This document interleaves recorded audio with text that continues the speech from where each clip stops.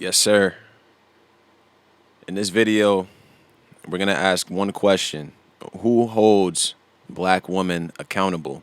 We see the ratchet woman in the media that gets pushed, running rampant, shaking their ass left and right. We see them claiming that they drugged men. They have them get raped by nigga bitches. The list goes on. We have Sha'Carri Richardson. We all know that she is a competitor for the Olympic gold medal in the 100-meter race, but she messed that up because she got tested positive for marijuana.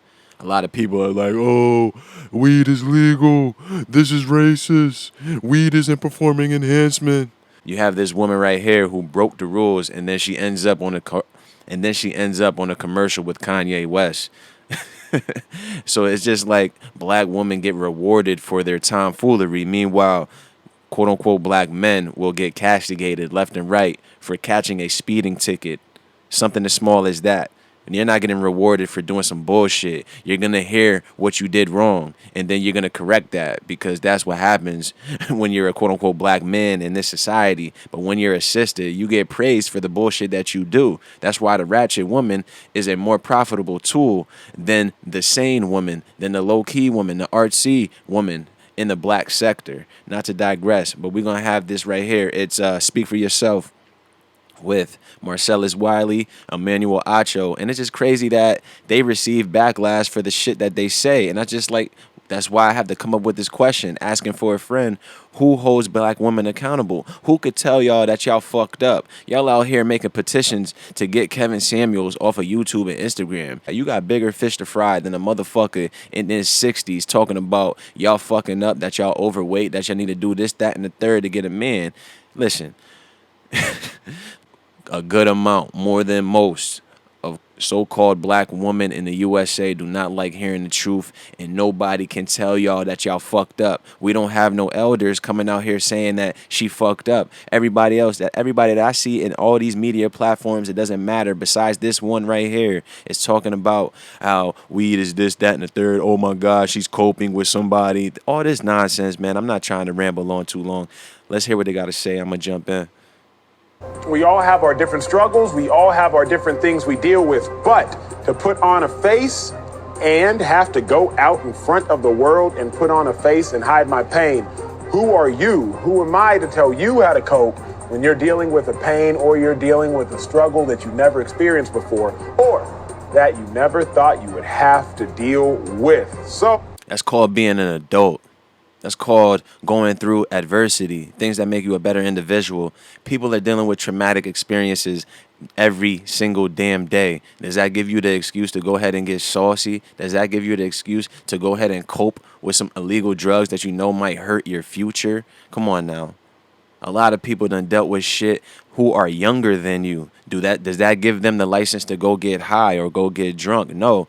A lot of people go ahead and do something that they love. If you lost a loved one that was close to you and knew what craft you were trying to perfect, wouldn't you try to perfect your craft for that individual that you just lost? You're not going to go ahead and get high and sabotage yourself, because what good is that going to do for anybody?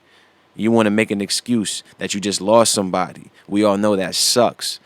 But we do not have an excuse to go ahead and do some bullshit that's going to do more harm than good. It would behoove you to go ahead and work on your craft and the things that you love to do, instead of sulking and being depressed like this world wants you to, relying on prescription pills, being depressed all by yourself because you don't want to move on.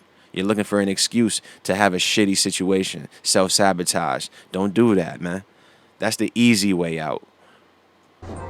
Marcellus Wiley, I know we talk track more than any other show. What is your reaction to Sha'Carri Richardson potentially missing the Olympics over a failed drug test? My first reaction is I'm actually relieved because of the circumstances. I'm gonna be real about this. I owe her an apology that mentally I was having a conversation thinking when the news broke that it was performance enhancing, steroids, etc. And then it came out to be weed. And then I realized, oh, okay, I know what's going on right here because I've been through this situation before. I did lose my mother while I was still an active player.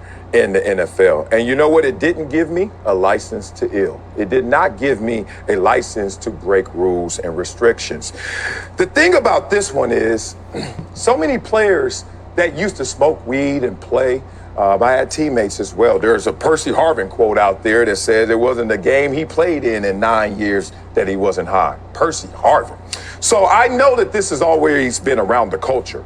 Let's talk about the circumstances, because the guys who used to play and used to get high used to always say, don't pay the stupid tax. And what is the stupid tax? That means you know when they're going to test, and you also know the amount they're going to test for.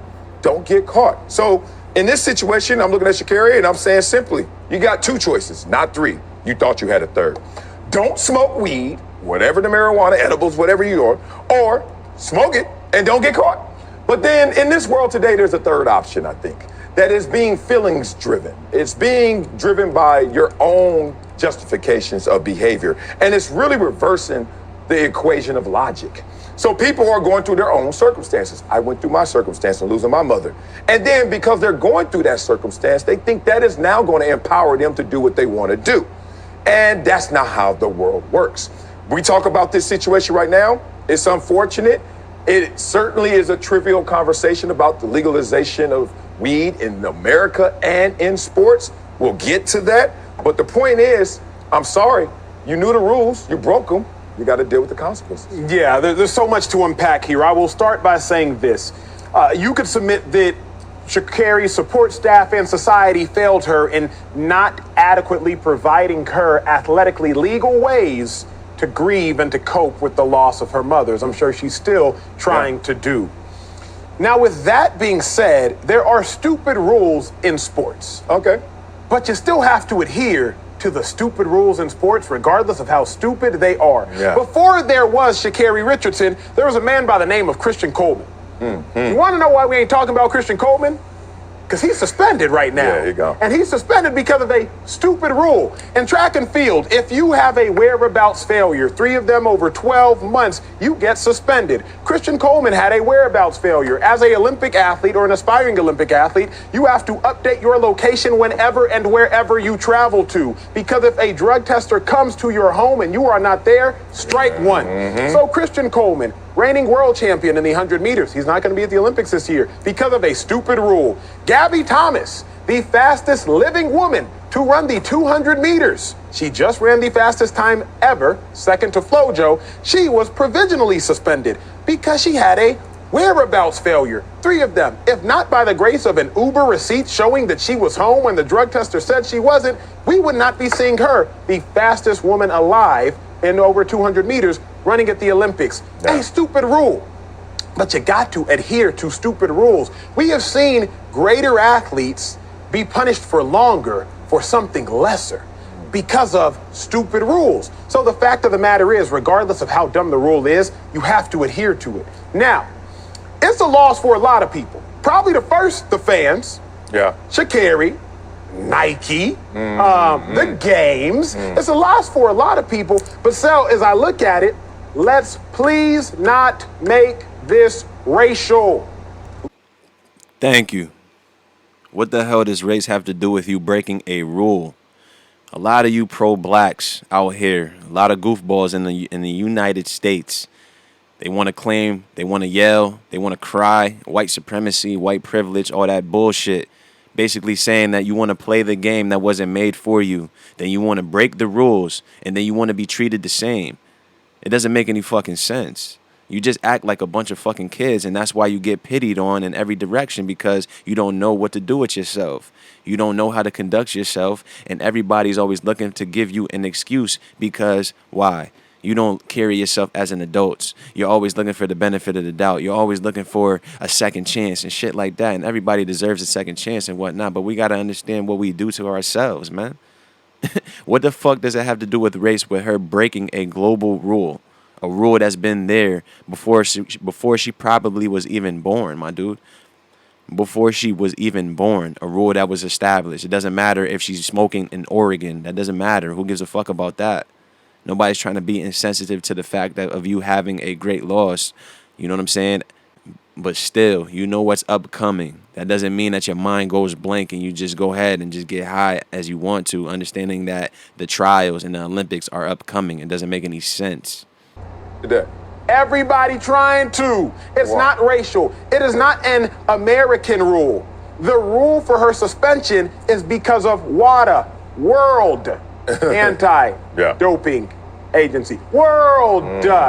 It is not about America, and it is not about trying to hold someone down because of their color of their skin or because of their race. There are so many racial issues in society that we have to be very accurate when we try to bring them up. It is not an American restriction. It is a world restriction. So that's the other thing on my first slap that I just needed to clarify. Yeah, I'm glad that you talked about it in those terms. And you really put the boundaries out there, and I want to expand on those boundaries. One, missing your testing up to 3 times is not even a stupid rule in itself, because the guys who are guilty are intentionally missing those tests. Could be true. So no, ain't no could be true. That's a good point, Marcellus. And it's just crazy that I never heard that story about Christian Coleman. You know what I'm saying? I remember seeing him in the Olympics, but I never heard about these rules that's basically going to prevent him from participating in the Olympics. See what I mean? You only hear about what they put out there. All we hear is about Sha'Carri. We didn't hear about how, like he said, Gabby Thomas almost missed because of a rule. Rules are rules at the end of the day, man. Let me tell you that. Two, Sha'Carri, you lost your discipline, and now you're going to be disciplined. I'm going to remind you of something you told me before that is actually one of the great Wileyisms. Discipline is choosing what you want most over what you want now. Now, what clouds this one is, it's not her own doing. She's grieving a loss. So in that grieving process, what are the consequences of your actions? And what this situation shows us that there could be grave consequences, because the Olympics only comes one every 4 years, grave consequences by your choices. But it's still a stupid tax that you gotta pay. And I want people to separate the emotional pull of her losing her mother from the reality of this is not still an opportunity for you to not abide by the rules. Let me tell you about these same rules from WADA, from USADA. God, this is so easy. The drug is banned in competition periods. Okay, so far most people are like, what does that mean? It's defined as beginning at 11:59 at night on the day before a competition and ending at its conclusion. Come on now. Come on, man. Wait a minute. You just basically told me a few hours. You got to be under 150 nanograms per milliliter. Okay, so now we're having a different conversation, because with reality, smoking weed, whatever your marijuana level was it right before the race? Was it a part of your training cycle? Because marijuana stays in your system up to a month. Cocaine, heroin, 2 to 5 days. So if you think about this situation, and God, I know too much about this because I had too many weed smoking friends. I can relate, man. And to be honest, marijuana doesn't stay in your system 30 days. If you're not active, if you're not doing anything to get it out of your bloodstream or sweat it out, it's going to stay in your system that long. But if you are active, if you sweat, you know what I'm saying, you're trying to get it out of your bloodstream, it won't take as long as 30 days. Don't ask me how I know. And teammates, they know how to cycle in and cycle out. And that's why they always say, don't get caught or don't do it at all.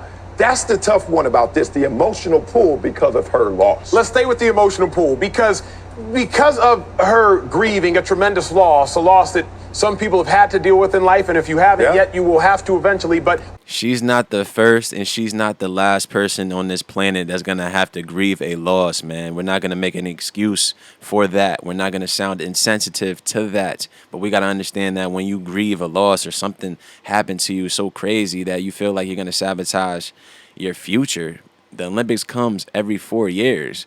What if this broad tears her Achilles the next year and now she's a wrap? She won't run as fast as she has in the past. Shit like that. You got to understand, man. Time is of the essence. You can't take anything for granted because you might lose your opportunity in the blink of an eye, period. you all have to deal with tough things in life, so I'm not going to weigh one against another. But because of her grieving, I'm reminded of this. you don't make rules based upon exceptions. You make rules based upon the norm. Yes. If you're driving to the hospital and you're with your significant other, say you're with your spouse, with your girlfriend, whatever the case may be, and her water breaks, got to get to a hospital ASAP. Gotta So go. you run a red light. Yeah.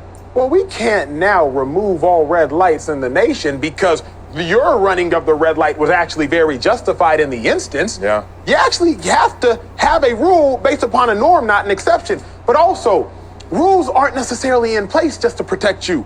Most rules are actually in place to protect other people. I recently said this on Twitter, but I'll say it on the show. You can say it's cool to legalize weed in competition while you're running in a straight line, but it's probably not great to legalize weed in competition if you're throwing a javelin. It's probably not great to legalize weed in competition if you're using a pole to elevate over a pole 18 feet high, the pole vault. It's probably not great or safe to legalize weed in competition if you're throwing a discus, spinning around, and then heaving an object roughly 180 to 250 feet through the air with people, referees and whatnot, marking the distance. It's probably not a great idea. We have rules for the norm, not rules for the exception. So while this might be a merit-based exception, Let's just carry on. Imagine your quarterback playing high. Imagine Tiger Woods playing high trying to hit a golf ball. Imagine some people participating in archery, shooting of the rifles high. It doesn't make any fucking sense, my dude. And he made a great analogy talking about just because you ran this red light, now this basically is going to allow you to run more red lights. You know what I'm saying? Because this is the problem when we have notable athletes, when you have quote unquote star athletes, popular athletes in their high school or college and whatnot, they get pampered. Ever since that they've been noticed, or ever since they have shown that light of greatness or that possibility that they have a chance to be a great athlete, they start getting pampered over other individuals. They start getting preferential treatment. You know what I'm saying? So they don't understand accountability. They don't understand right from wrong sometimes because they have always gotten assistance out of any situation that they may have gotten themselves into, willingly or unwillingly. So they have always had somebody getting themselves out of some bullshit. And they think they could carry that shit to a national level? That don't make no damn sense, my dude. You know what I mean? Let this have been a brother had failed a marijuana test. We would be hearing about this shit every single day. He wouldn't be doing no damn Nike commercials. We wouldn't hear about brothers talking about, oh my God, this is racial, all this bullshit and all that nonsense, man. Let's be honest and let's be real. Only because this is a sister, and I'm going to just say quote unquote sister, because with the influx of trans athletes in this Olympic trials and across the world competing with men and women and all these shits, I don't know what's what and who's who, man. Not to digress, man. But like I said, who holds so-called black women accountable for their bullshit? It has to be black men, but we also need women alongside with us, because when men talk shit, when it's actually factual, you have people coming from the woodworks, Twitter fingers and whatnot that try to castigate them, call them misogynists, say that they don't know shit, mind their business, they're insensitive, the list goes on. But also, we don't have elders from the women's side that call these women out. You know, that auntie that tells you how it is. She might be a little saucy at the barbecue, but she keeps it honest. That's enough of that, yo. Let me know what y'all think. I'm up. That pretty much sums it up for this video, man. Who holds black women accountable, man? Y'all let me know. That's enough of that. I'm out.